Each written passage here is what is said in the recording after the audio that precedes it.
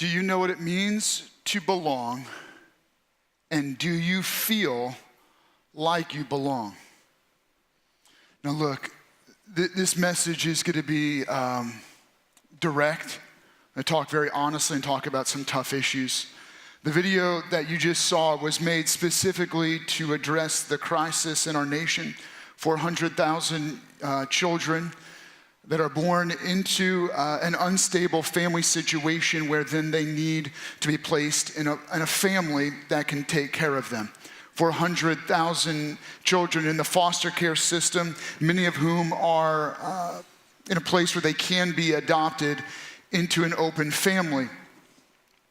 And here's how the challenge and the crisis happens. When a child is born into a situation or the family situation becomes such that it is unstable enough that they need to be removed or they are abandoned, that child then enters into foster system, and many times they come in feeling exactly what that little girl said. I'm unwanted, I don't belong, I don't even know if I am at all, meaning I don't even know what my identity is, if I have an identity at all. And oftentimes the terminology used would be like children that come in with detachment disorder.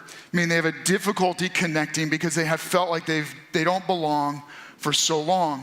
And in such a traumatic way, they've been disconnected and they carry detachment disorders.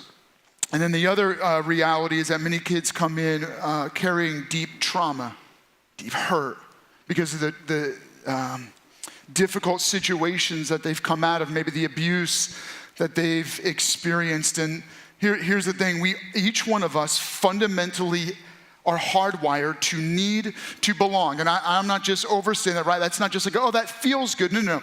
If you looked at the hierarchy of human needs, you could put it right into a list of I need to eat, I need to breathe, I need water to live, I need shelter over my head, I need to belong.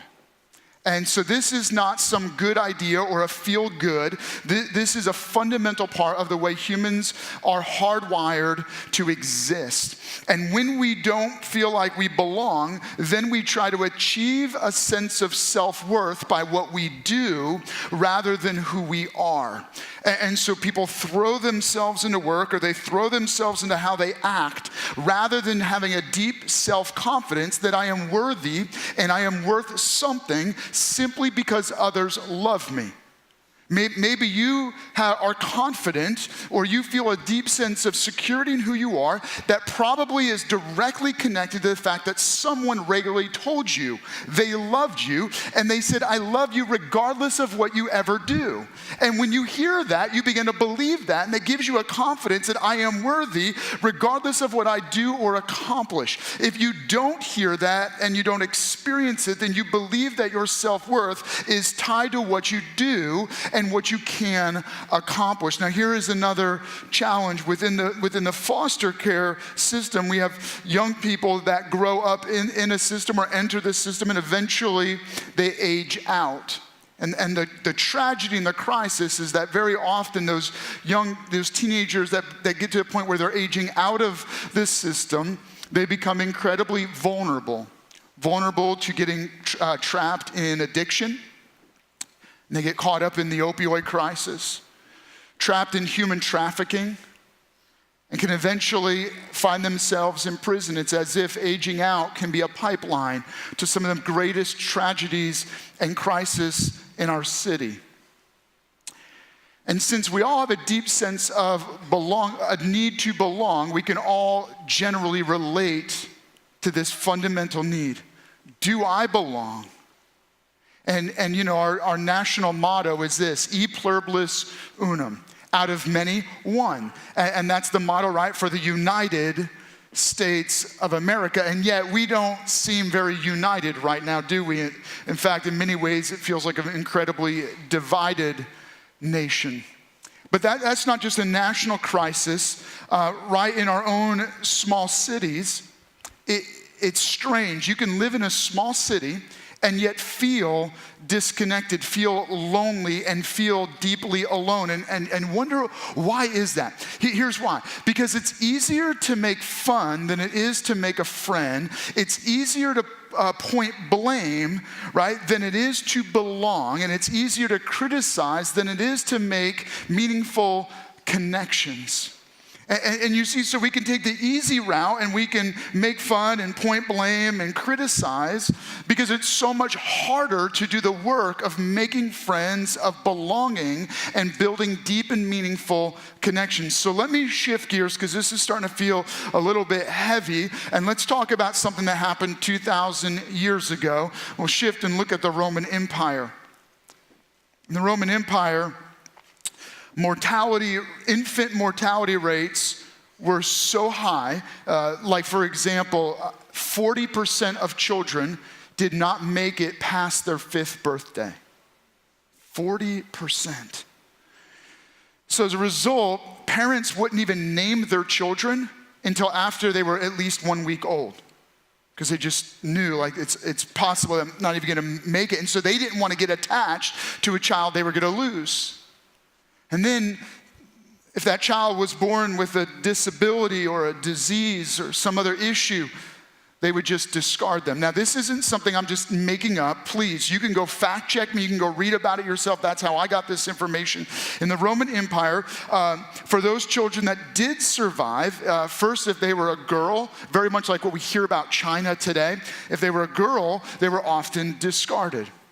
Boys with disabilities, with other birth defects were equally discarded. And what I mean by that was they would be taken out into the wilderness and left, abandoned. They would be taken to the local garbage heap and just left there. And then some parents would go so far as to even drown their child in the river. Now, I know this is horrific, but please, here's the thing, right? In that Roman Empire, you have children abandoned, children rejected, children left. The most innocent and vulnerable among the entire empire just left to their own devices. And what's even more horrific is what would happen. Other people would come and scoop them up, not to rescue them, but to use them. The girls would be abused and put into prostitution and slavery. The boys that were picked up would be used as slaves and taken advantage of. And so now imagine an empire. I know you never heard about that in science class or in history class, right? Imagine an empire where this is the norm. This is, people understand this. And so the Apostle Paul is writing to a church in the center of Rome, and he's talking about this issue from a spiritual standpoint. All right, so follow with me, because we're going to jump into Romans chapter 8. This chapter that we're walking through, to many, in both in literature and in theology, it's considered one of the greatest chapters of the Bible, and really one of the greatest writings ever. The Apostle Paul is writing it to the church in Rome, and he makes this point. So I'm going to jump in Romans chapter 8, verse 14 through 17. He says, "For those who are led by the Spirit of God, they are children of God. The Spirit you received does not make you slaves." He says, so God calls you his children, and he doesn't abandon you and leave you on a pile so that you can be scooped up and turned into a slave, so that you live in fear again. He goes, God doesn't allow you to be a slave so that you can live in fear. No, rather the Spirit you received brought about your adoption to sonship. And by him we cry, Abba Father. This term here is a lot like Papa, maybe a little bit more formal than Daddy, but somewhere in there. Maybe you call Grandpa Pop or something like that. He's using a very endearing term here. He goes, he cries out, Abba Father. And the Spirit himself testifies inside of us. It testifies with our spirit that we are God's children. Now, if we are children, then we are heirs of God and co-heirs with Christ, if indeed we share in his sufferings, in order that we may also share in his glory. So the Apostle Paul is talking to the church, who is very alert to what's going on in the Roman Empire, what's going on in their city, and he's addressing this issue from the standpoint that we all can relate to this, that wherever you feel fundamentally like you feel disconnected, you feel like you don't belong, you're wrestling with your sense of identity, your sense of self-worth based on what you do rather than who you are and to whom you belong, he's responding to that. People in the church who were abandoned and rejected as children. And so you can imagine they probably read this letter with tears running down their face. Parents read it with a sense of like, wow, almost too good to be true. And let me just pause right there and say this, like, too good to be true. Because maybe you're hearing this and you're thinking like, yeah, where is God and the church in all of the crises in our community? Where is God in all this, and where is the church in all this? And man, it does seem like God and the church aren't really the answer. It seems like we're adding on to the problems. Maybe that's your attitude, that you look at the church and God and you say, it's making our nation more divided. Religion is the problem. It's actually causing more pain and hurt than it's helping. And I would say this, most of what people believe about God is not who God is, but what you've been told about God. And so I would encourage you, if you're rejecting God because of what others have told you about God, maybe good to reject that version of God. But would you allow us for a moment, maybe allow me to introduce you to the God of the Bible as he describes himself, and as others who firmly believed in this God of the Bible as they described him. And then secondly, I would say that too often the church is known more for what it's against than what it's for. That too often the church is divided. And there's too much comparison and competition, and there's too much conflict over issues like beliefs and politics and convictions. And so at least in this series, we're trying to say, hey, we're going to pull back and we want to be part of the solution. As the churches in this region, we want to be part of the answer. So we're at least willing to take an honest look at ourselves and step up and say, hey, we're going to work together. We're going to come together. We're going to preach together. We're going to address the crises in our cities together. And we're going to be part of a solution. And so we're saying that's the whole heartbeat behind the hashtag For Our City campaign, is we're saying, look, we don't have it all right, but we're at least willing to step up and be part of the solutions. And so now with that said, we're jumping into this passage and we're saying, okay, what does this mean from the perspective of Paul writing to the Roman church? And we believe that he didn't just write this. He wrote this inspired by God's Spirit in him, prompting him in what to write. And then we take this and we apply it to both the church and to those who believe in Jesus. And so the practical application of this what he's writing is this. And this is what I'd encourage you to take a moment and write down. And hopefully by writing it down, it goes from your hand to your head, to your heart. And my hope when it gets into your heart is that it becomes a habit, it becomes a way of life. And so here's the practical application. We belong because we are chosen. You don't belong because of biology. You don't belong because you were born into a particular religion. I know some of you coming in here, you say, well, I am this or I'm that kind of a religion because of how you grew up. Or you don't belong because of the way you were raised. You don't belong because of your heritage. We belong because we are chosen. And I want to belong. I want to feel like I fit in.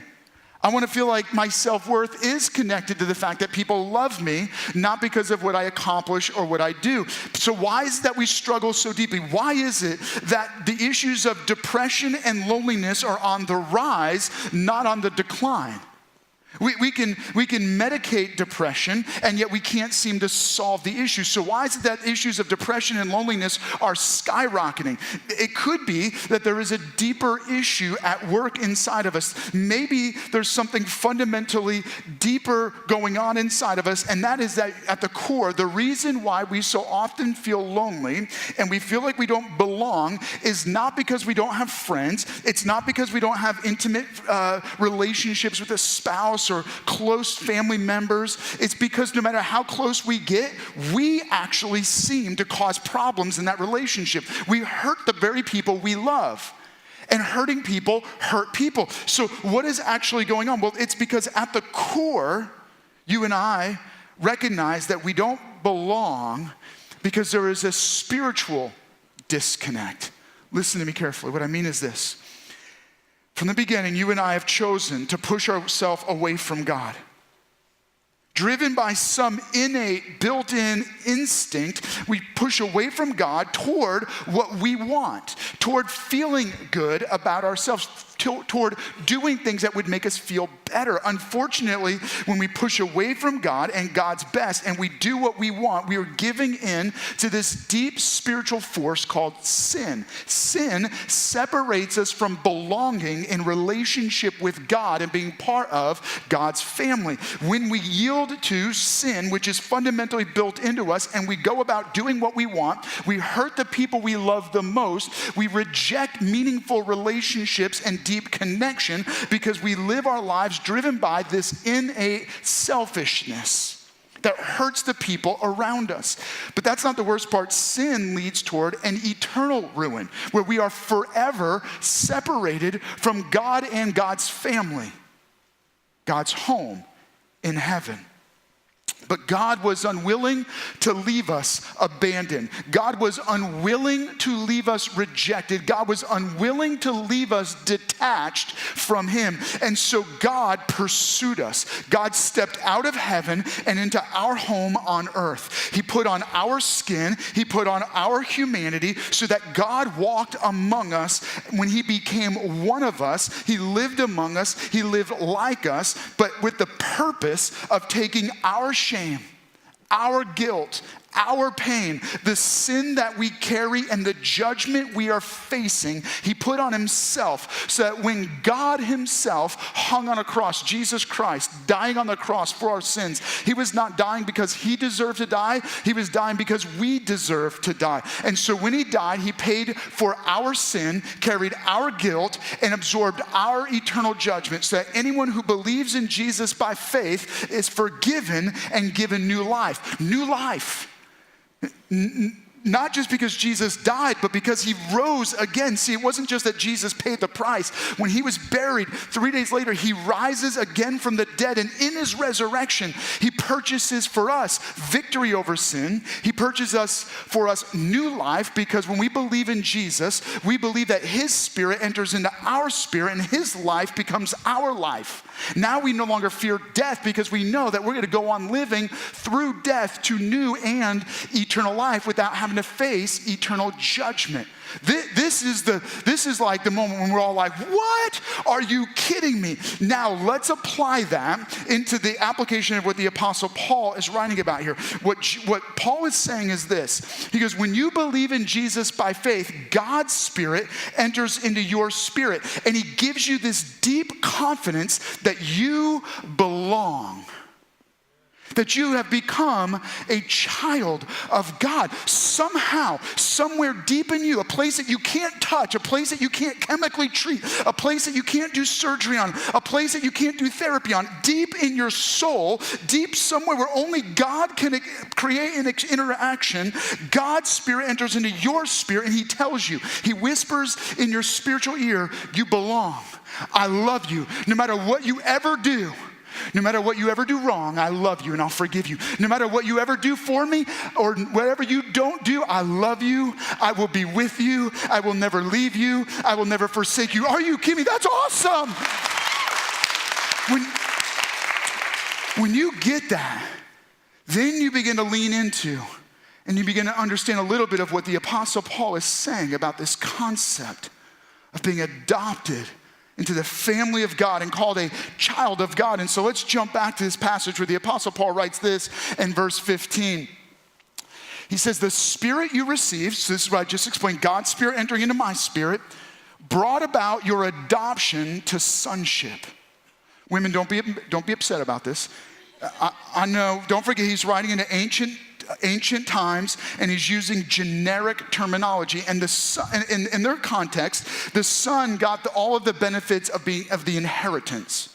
And so he's saying to everyone, to men and women, boys and girls, every one of you gain sonship. All right? Hopefully you got that. And he goes, and by him we cry, Abba, Father. So what's the point of what he's saying? He goes, first, you got to understand this. We are all chosen through adoption. So you might belong in your family because of your biology. You might belong because of your last name. But don't miss this. You were, by virtue of being born, you entered into the human race. You became part of the human family, but that didn't necessarily give you a family. Your parents, when they brought you home, they chose you. Every one of you were chosen.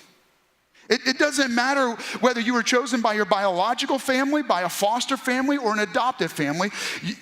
If you have a family, you were chosen. And if you right now don't have a physical family, I want you to know that God loves you and God has chosen you. He has paid the price for your rescue, and he reached into your life and he has chosen you, and he's calling you a child of God. And you know that because his spirit enters into your spirit and allows you to experience this adoption into being a child of God. That's what the Apostle Paul is saying. He goes, and as a result of that, we cry out, Papa, Daddy, Father. All of a sudden, regardless of the trauma we experienced on earth, maybe you've had legitimate reason not to have good feelings about the concept of a father. Maybe some of you have a great relationship with your dad, and that's awesome. But every one of us, our heart goes out to those that did not.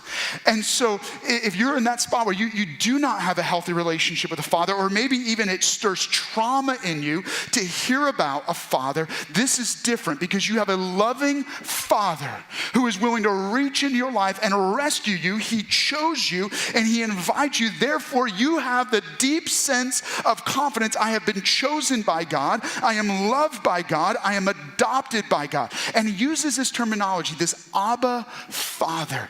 And what he's saying here is this. Just like when my children, when they run to my arms, it creates a sense of security. And what the Apostle Paul is saying is, I want every one of you to feel deeply secure in the confidence that you are loved by and chosen by God the Father, that you don't have to live insecure. You don't have to live worried about God looking down on you and saying, no, you're not doing good enough or you're not acting good enough. No, God is saying, I am lavishing love on you. I am lavishing forgiveness on you. I have chosen you. You are one of mine. You are a child of God. You're in my family. You belong to me. Now that changes how you see life. Don't miss this. I interacted with enough families. Laura and I've had the privilege of our family becoming foster parents. And so we've had the privilege of interacting with foster families. And so many times we'll hear the story that families will begin to love and pray for and yearn for this child that they've never met. That child is part of their family, even though they've never met the child. That's how God views you. Before you ever said yes to him, before you ever responded to his invitation, he was loving you, he was pursuing you, he had chosen you, he was for you, and he was just waiting for you to come into his family. God rejoices over you. Now listen to this, let me give you one more. You know that Jesus had a foster father who became his adoptive father? That's right, Jesus was a foster son to Joseph, his adopted father. That should make your mind go, okay, so if it was good enough for Jesus, it's good enough for us. Right? That if Jesus was adopted, then I can be adopted. And now I understand that through Jesus Christ, I am adopted into the family of God where I belong, where I am forgiven, where I am chosen, where my self-worth is tied not to what I do or what I accomplish. My self-worth is tied to the fact that God says he loves me no matter what I ever do. God loves me because he is for me. Now, when I say no matter what I ever do, that doesn't mean I willingly do the wrong thing, but that means that very much like the way I lean into my kids and I say, I want you to know this. There's nothing you will ever do that will make me love you more. There's nothing you're ever going to do that's going to make me love you less. Yeah, there are times when I'm a little excited about something you did right, but my love quotient isn't rising. And there's times when I'm a little disappointed about the way you behaved, but my love quotient isn't falling. That's God's heart for you. And there are times when he's just a little bit proud of his kids. And he's up there celebrating over your life, over something you did, right? And then there's times when we behave poorly and God's a little disappointed in us. But his love quotient isn't changing because you have been chosen through adoption. Now, there's another piece to this, and this is the part that I'm kind of like, I've been waiting the whole time to share this, all right? Here we go. Not that that wasn't good enough, but here we go. Romans chapter 8, verse 17. Now, if we are children, then we are heirs. You belong with benefits. Heirs of God. Are you kidding me? I am an heir of heaven. I am an heir of the eternity. I am an heir of the riches of God and co-heirs with Christ. As in, Jesus and I have the same shared inheritance in eternity. If indeed we share in his sufferings, in order that we may also share in his glory. Now here's the point, right? We share in our adoption. This isn't just passive. Don't miss that. We get to share in, as in we get to participate in, as in we get benefits from our adoption. You heard me say it, let me say it again.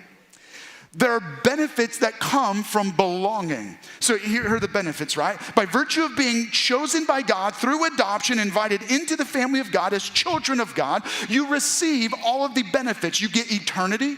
You get the promise of a heavenly home. Jesus said, I go to prepare a place for you. He's waiting for you. He has a home for you. You belong there.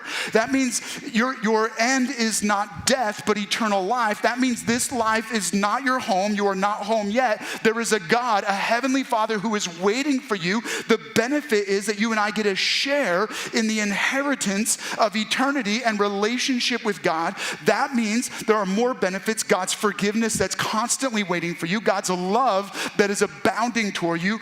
God's kindness, God's compassion, God's goodness, God's blessings, God's future for your life. Meaning God is writing out your future. He is plotting and planning your next steps so that you can walk in the goodness of God every day of your life. And God is at work in your life and through your life to give you a future and a blessing.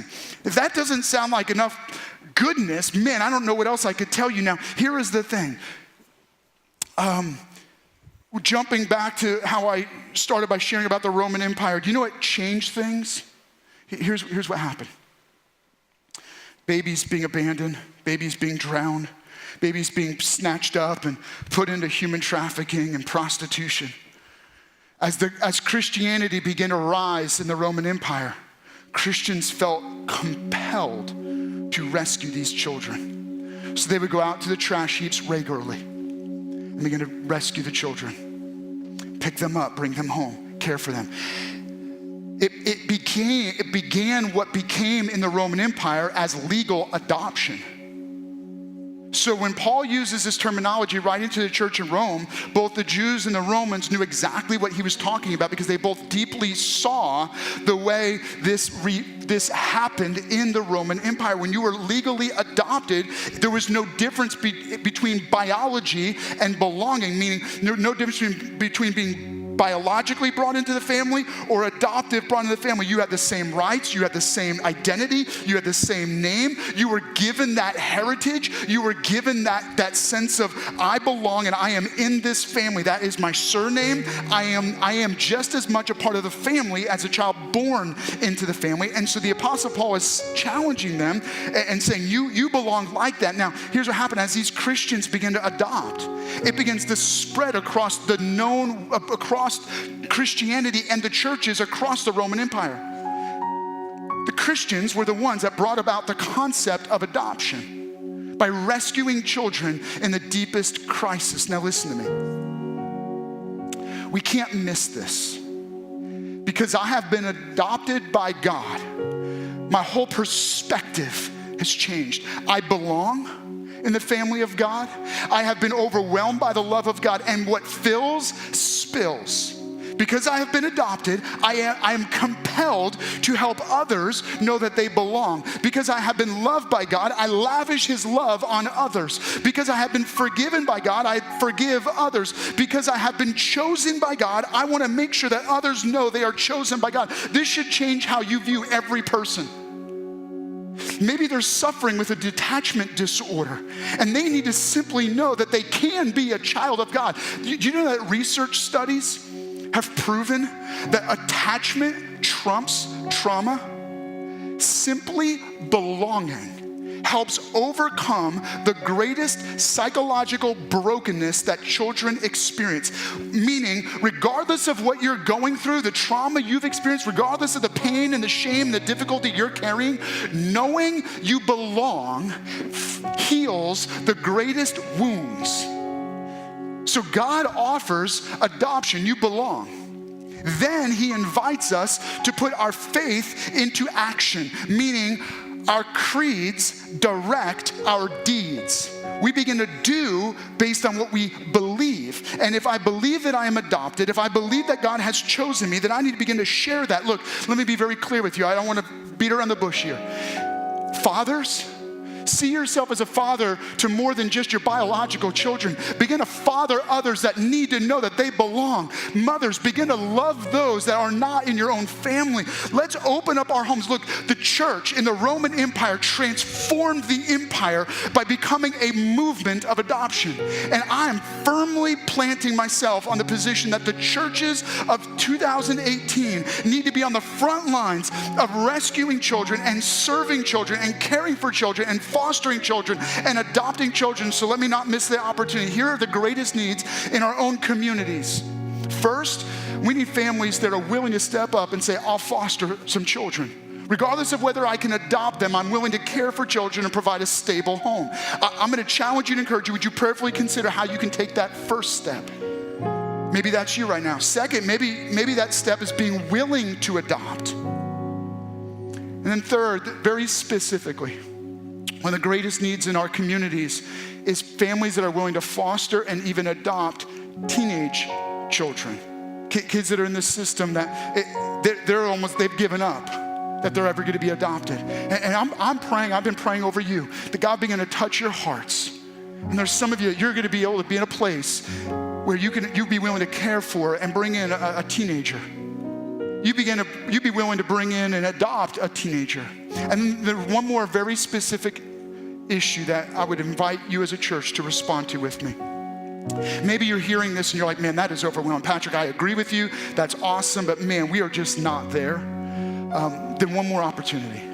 Another key need is you have foster families that they're given all they've got, but they get worn out and they need a little rest. And when they get a rest, it's called respite.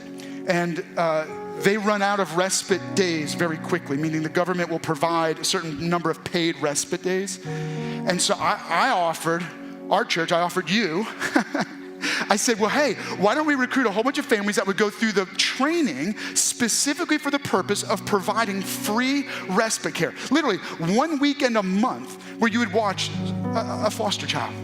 Come on. All right, so I'm not expecting you to sign up right at this moment, just at the end of the service. All right, so here's what I do. Before I bring this in for Lane, all I want you to do is this.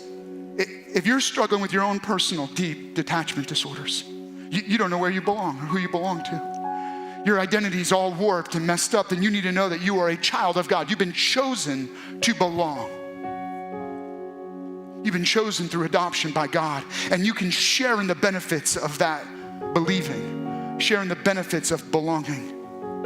And so that's where you're at. Then your decision is to say yes to Jesus, make a commitment to following Jesus and take that first step. Others of you, you've wrestled with deep insecurity, and today, for the very first time, you're like, wow, I belong in the family of God. I'm a child of God. I'm not gonna walk around insecure anymore. I'm gonna walk around boldly confident that God's love quotient isn't changing for me. And then finally, there are some of you, you need to pause and pray and simply say, God, how can I take that next step of not just sharing in my adoption, but sharing my adoption with others? I know you don't feel prepared. I know you don't feel ready. Look, none of us who have kids ever felt ready or like we ever were gonna get it right. We just dive in and we do it and we figure it out as we go. And I raised my kids so they'll probably need therapy, all right? So let's do this. I want you just to take a moment. I want you to pause and pray and say, God, by your Spirit, what's that one commitment I can make today to respond to the fact that I belong because I've been chosen? Would you pray? We hope that you've enjoyed today's experience. We also hope that this message has challenged you and will encourage you in the upcoming week. And if you made a decision to follow Jesus Christ today, congratulations. Welcome to the family and welcome home. One of the most important first steps that you can take is by letting us know. You can click the prayer tab or you can visit us at lifehousechurch.org. And if this message or ministry has blessed you in any way, feel free to partner with us financially. You can click on the Give tab or you can visit our website and click Give. We are so thankful that you joined us, and we are thankful that you are part of our extended family. We can't wait to see you back here next week.